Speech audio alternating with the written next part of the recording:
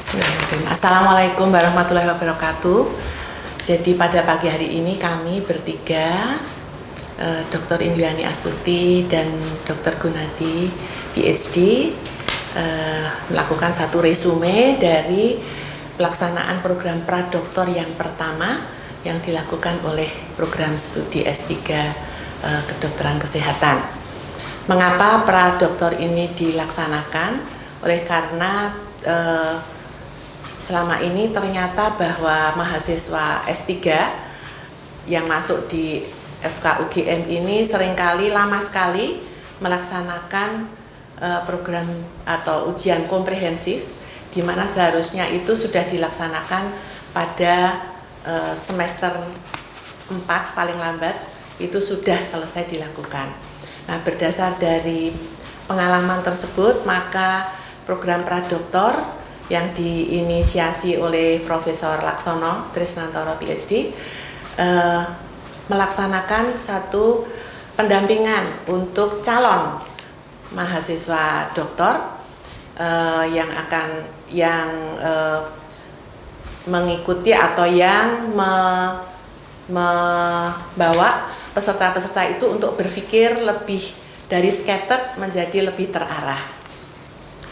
Nah, dari program pradoktor yang pertama ini dilaksanakan dengan model pertama pertemuan tatap muka terlebih dahulu dengan klaster-klaster yang sudah ada, kemudian selanjutnya pertemuan tanpa tatap muka tapi dengan melakukan jarak jauh dengan telekonferensi atau webinar, kemudian yang terakhir adalah pertemuan tatap muka lagi, di mana calon mahasiswa itu sudah membawa satu proposal untuk program S3-nya.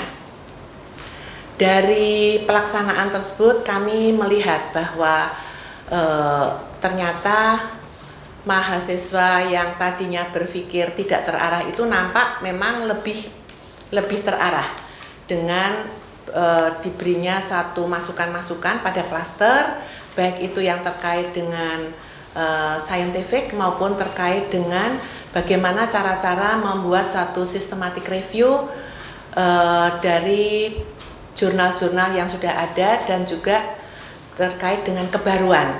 Oleh karena program S3 itu dituntut untuk ada satu nilai-nilai yang harus dipenuhi, yaitu nilai kebaruan atau novelty. Novelty itu tidak berarti harus baru sama sekali, tetapi merupakan suatu added value yang memang belum ada. Jadi itu bisa dilakukan dengan cara systematic review, kemudian juga state of the art, artinya pola pikir, daya pikir mulai dari latar belakang masalahnya, kemudian tujuan penelitian itu, kemudian cara-cara menyelesaikan, itu harus merupakan sesuatu yang betul-betul bisa menjawab dari masalah yang diangkat.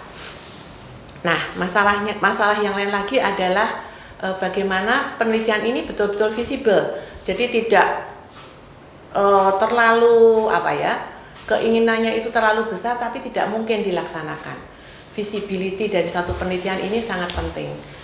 Terkait dengan juga biaya penelitian, kalau itu penelitian itu merupakan penelitian yang mungkin dreamnya dia tetapi tidak mungkin dilaksanakan karena biaya yang sangat tinggi, atau mungkin secara etis tidak boleh dilakukan, atau mungkin kalau fasilitas itu tidak ada masalah karena kita bisa menggunakan berbagai fasilitas, dan SDM saya kira kita sudah FK UGM juga didukung oleh SDM yang sudah mumpuni, yang banyak expert yang ada di sini. Kemudian juga kemanfaatan. Jadi mungkin nanti dari Bu Ani dan Dr. Ani dan juga Dr. Gunati bisa menambahkan. Jadi kita ada klaster-klaster, tapi kalau kita berharap yang terutama yang biomedik klinik, public health itu juga ada satu kesinambungan yang kita sebut dengan translational research yang saat ini memang sangat-sangat diharapkan. Tapi tidak berarti bahwa translational research itu harus dari basic sampai public health, klinik public health, tapi itu artinya sudah state of the art-nya itu sudah menuju ke sana gitu ya. Kemudian aturan sekarang itu juga mengapa ini perlu dilakukan, kita melihat bahwa lama studi dari program S3 pada saat ini harus sangat ketat dilaksanakan, aturan dari Dikti, aturan dari universitas, di mana ada waktu. Nah, ini yang kemudian juga dengan program Pradoktor ini diharapkan mahasiswa masuk sudah mempunyai satu gambaran rencana penelitian itu kemana, sehingga di dalam pelaksanaan penelitian ini bisa menjadi lebih singkat dan lebih berkualitas. Ya. Karena UGM ini saat ini juga melaksanakan program yang namanya lock unlock. Jadi kalau sudah hampir waktu sudah habis, maka akan diberi warning.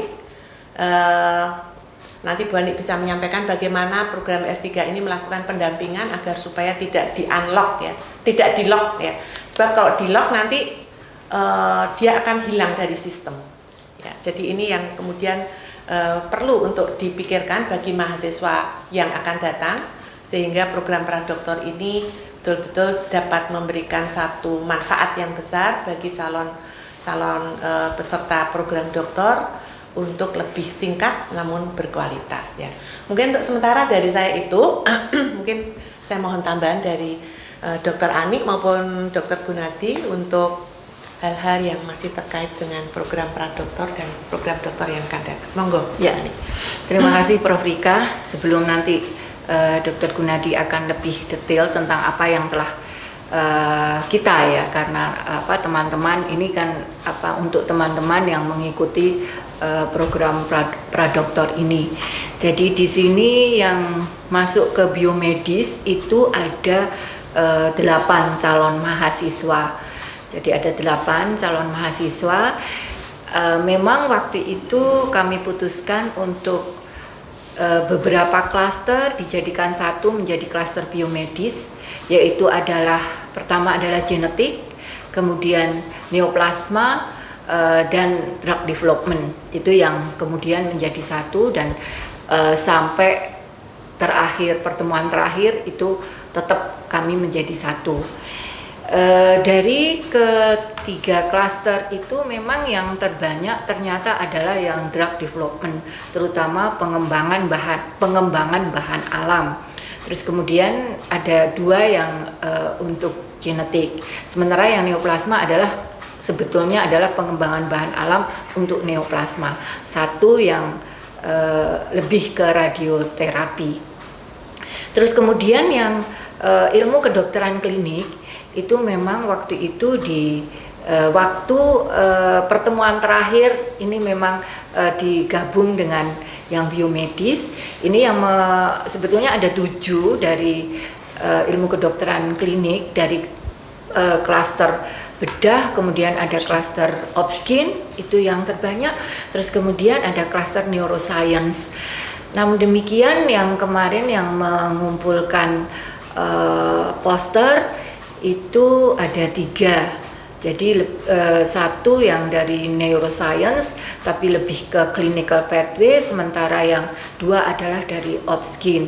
Itu yang bisa kami nilai. Mungkin teman-teman yang belum mengumpulkan poster, boleh dalam bentuk PowerPoint atau MS Word, silahkan nanti dikirim ke Mas Danang untuk nanti akan kami berikan masukan-masukan mana yang perlu ditambahkan, seperti tadi tentang permasalahan keaslian penelitian yang sudah disampaikan oleh Profesor Sofia Mubarika. Terus kemudian untuk secara umum sudah hampir seperti pra-proposal untuk suatu disertasi dari saya. Nanti Dr. Gunadi bisa memberikan lebih detail, tapi sudah cukup untuk diajukan ke secara umum ya, karena ada beberapa memang yang masih sangat kurang, namun beberapa sudah mengikuti anjuran saat kita diskusi lewat webinar, sudah katakanlah sudah bisa dikatakan suatu proposal, walaupun tentunya perlu bahasan-bahasan yang lebih tajam lagi Itu yang sudah ada. Tadi sudah Prof. Rika juga sampaikan bahwa untuk suatu disertasi itu memang yang paling penting adalah permasalahan yang ada dan kemudian kebaruan dan visibilitas bahwa bisa dilaksanakan. Nah, itu yang penting, dan juga manfaatnya tentunya. Dan mohon lagi dibuka lagi jurnal-jurnal atau kepustakaan yang ada untuk mengetahui bahwa yang kita teliti itu keasliannya masih ada. Walaupun tadi sudah disampaikan, keaslian itu tidak harus kita membuat suatu, misalnya kita membuat suatu rumah bangunan yang sangat baru, kita bisa membuat jendela yang dia bentuknya baru, atau yang biasanya segi 4 menjadi segi 7 misalnya, itu juga suatu hal yang baru. Tapi untuk mengetahui bahwa itu suatu hal yang baru, tentunya saudara-saudara harus banyak membaca apa yang sudah dilakukan oleh dunia. Saya katakan, memang ada beberapa yang mengatakan dunia sudah melakukan, tapi yang di kami belum. Itu bukan suatu alasan, ya. Jadi harus ada alasan ilmiahnya untuk mengatakan bahwa belum dilakukan dan tahu bedanya apa, kira-kira perkiraan asumsinya apa bedanya dengan yang telah dilakukan di luar negeri, ya. Ini yang penting sekali di sini. Terus kalau untuk selanjutnya, tentunya kalau sudah proposal, mungkin saudara-saudara sudah membuka web kami untuk pendaftaran, webnya UGM tentunya, silahkan mendaftar. Dan kemudian untuk langkah selanjutnya ini tentunya kan pra proposal ini harus dilampirkan di dalam proses pendaftaran. Itu silahkan nanti bisa menghubungi untuk memperkuat pra proposal itu, menghubungi kami, bisa Dr. Gunadi, bisa Prof. Rika atau saya atau teman-teman yang lain, mungkin membaca ulang kembali dan masukan-masukan dari kami. Karena ini penting. Mengapa? Karena pra proposal ini digunakan untuk seleksi. Jadi selain seleksi yang diadakan di universitas, saudara-saudara sudah tahu itu ada ASEP sama PAPS, ada TOEFL sama TPA. Terus kemudian setelah itu lolos masuk ke program, ini yang dinilai adalah memang riwayat akademisnya dan kemudian juga pra proposalnya. Dan ini bukan seorang dua orang yang menilai, tapi adalah tim. Dan kami di sini pengelola hanya memfasilitasi. Jadi tentunya masukan-masukan yang sudah ada dan diskusi-diskusi kita yang lalu itu sangat penting untuk lolos di tahap kedua. Demikian. Mungkin nanti Dr. Gunadi bisa menambahkan untuk isinya atau trik-triknya bagaimana suatu proposal itu yang katakanlah ini kan awal ya, pra proposal saya katakan yang saya tidak katakan sempurna, tapi paling tidak yang dimaui oleh para reviewer yang nanti akan mereview untuk supaya bisa masuk ke program doktor. Demikian. Mungkin tambahan dari Dr. Gunadi. Terima kasih Prof. Sofia Mubarika dan Bu Ani. Sudah disampaikan secara komprehensif evaluasi pelaksanaan pradoktoral workshop selama 3 tahap. Tahap pertama, tahap kedua, dan terakhir kemarin minggu lalu tahap ketiga dengan pengumpulan proposal dan penilaian poster. Di sini kami di sini yang perlu disampaikan oleh Prof. Rika dan Bu Ani tadi ditekankan bahwa masalah novelty dan visibility. Kemudian untuk dari misalnya saya beri contoh yang praktisnya dalam hal bidang genetik, dikatakan bahwa penelitian ini sudah pernah dilakukan di populasi Kaukasia misalnya, dilakukan di populasi Asia, bahkan sudah pernah dilakukan di Asia. Ternyata bagaimana dengan populasi Indonesia? Apakah ini suatu pengulangan ataukah merupakan suatu novelty? Ternyata jika kita melakukan literatur review atau systematic review, itu bukan merupakan pengulangan karena dasar background genetik populasi Indonesia itu sangat berbeda meskipun dibandingkan dengan populasi Asia. Jadi hasilnya pun mungkin akan sangat berbeda dengan populasi Asia. Sebagai contoh, penelitian yang sudah ada adalah populasi Asia itu yang sudah diteliti adalah populasi Asia Tenggara, Chinese, Han Chinese, populasi Jepang, dan Hong Kong Chinese. Ternyata sesama Chinese pun mereka mempunyai genetic background yang berbeda. Apalagi populasi Indonesia. Indonesia seperti diketahui lebih dari 375 etnik yang sangat menarik untuk diteliti genetic backgroundnya. Jadi kunci awal adalah seperti yang disampaikan oleh Bu Ani adalah banyak membaca, melakukan systematic review dan literature review. Kemudian di mana kita bisa mendapatkan itu? Misalnya untuk penelitian klinik mungkin kita bisa melalui Cochrane database.